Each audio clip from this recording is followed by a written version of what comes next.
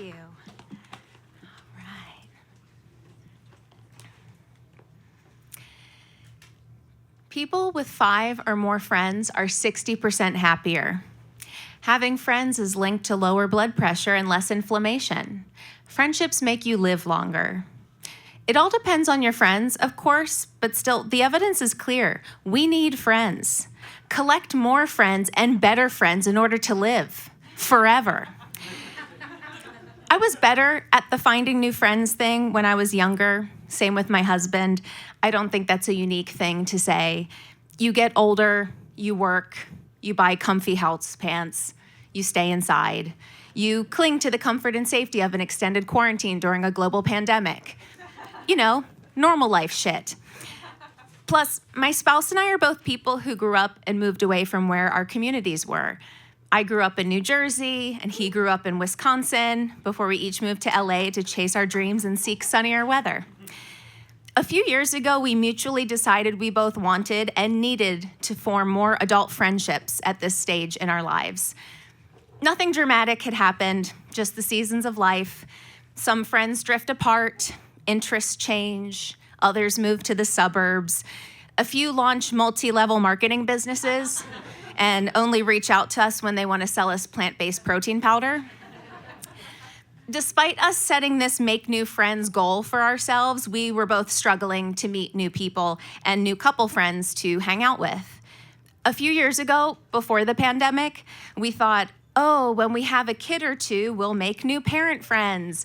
We can carpool to soccer practice, drink wine coolers in backyards, and take turns yelling at our noisy kids at barbecues. It'll give us a thing to bond over with our new parent friends, our undying love and constant irritation from the children we chose to bring into this world. Those commonalities are enough to form a lifelong friendship with people. We didn't end up becoming parents, and we're totally at peace with that. And that meant the opportunity for a new type of adult friendship to seek out. Yes, this is our moment.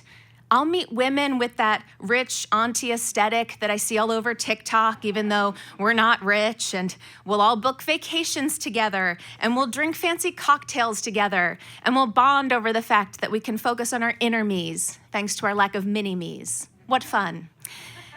Still, we haven't really been successful in finding and collecting these new adult friends in our quest to be fulfilled, happy, immortal beings, thanks to our healthy group of inspiring, kind, necessary new friend circles. My spouse and I met on Bumble, but we can't go online with something like couples seeking camaraderie, because people will think we're swingers. We could go out to the club like you do when you're young, but because of how I say the club now, I'm clearly not meant for the club anymore. And also, my husband quit drinking in his mid-40s after a Dave Matthews Band concert that got way out of hand. So after another week of staying inside my apartment, doing work for people on virtual video calls whom I've never met in person, I signed up for a rooftop yoga class at a historic hotel right here in Hollywood, thinking this would be a chance to breathe real outside air and also maybe make a new friend. My friendship meet cute with Mary Elizabeth was like something out of a movie. She and I were both trying to convince a hotel guest or a security guard to help us access the roof in order to get to the rooftop yoga class. And we had a ton in common. We're both women who signed up for this yoga class. We're people who sign up for activities where we don't know other people and we're not afraid to go. And we're both in this tiny elevator together, so we might as well problem solve the situation and figure out how to get to this rooftop yoga class. And while we're figuring it out, I'm already imagining who she probably is. She probably Venmos sangria money when you're having a bad day, offers to carpool even at rush hour, has strong opinions about scented candles. I know nothing about her, but also I know everything about her.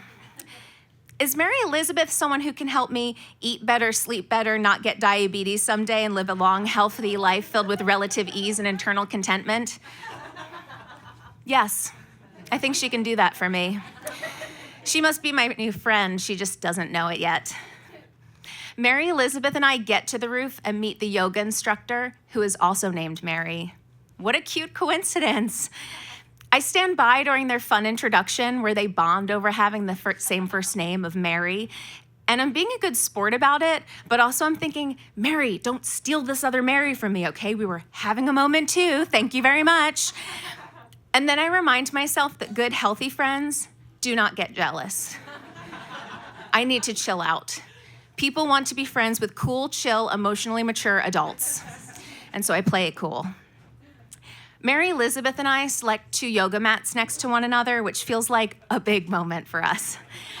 We're going to go on this physical and emotional breath and movement journey together for the next 60 minutes in this beautiful rooftop setting as we watch the sun go down over the city.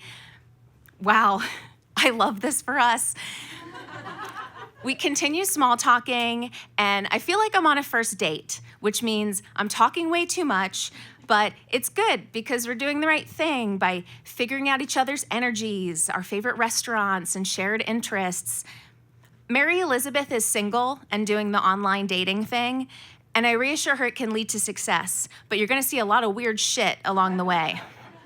I laugh, but try not to overshare what that weird shit is, because we'll get there someday.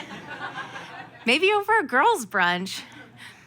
The yoga class begins, and it feels like everyone's on this intimate journey together, breathing in unison, bending and stretching as we watch the sky turn colors and the stars come out.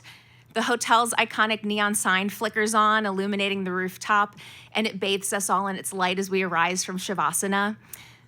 I feel a deep sense of accomplishment, stillness, and peace. I imagine Mary Elizabeth probably feels the same. What a perfect way to embark on this new beginning, together, as friends. I already feel like I'm becoming a healthier, glowed-up version of me as I roll up my yoga mat and slide my flip-flops back on.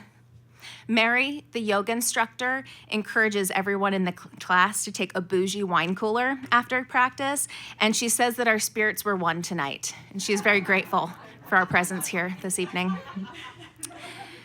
It's time to say goodbye to Mary Elizabeth, and I remark how this yoga instructor teaches at a few different places around the city.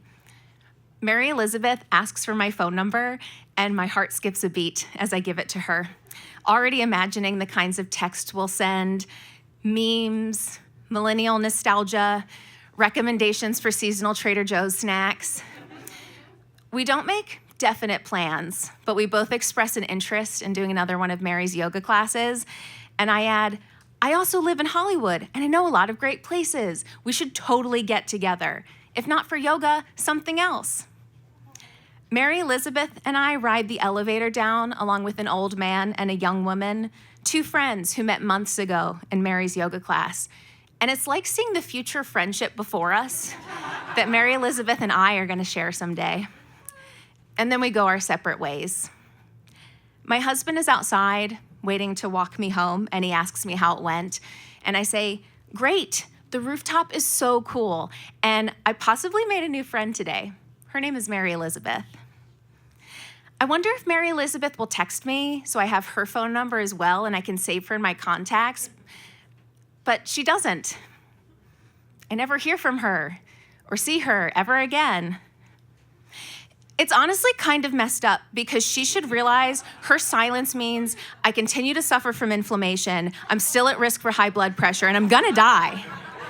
Maybe younger than I should have. Mary Elizabeth really should have been a better friend and understood that. Why is she trying to kill me? Maybe she's not the kind of friend I want in my life. When I think about her now, I can't even remember the details of her face. She was blonde, I think. Yeah, I'm pretty sure she was blonde. And the moment we shared on the rooftop was special, but not because of her, more like the idea of her. And honestly, I think the sunset and the wine coolers kind of helped too. Mary Elizabeth was just the possibility of a new friend. She just wasn't the friend meant for me. And that's okay.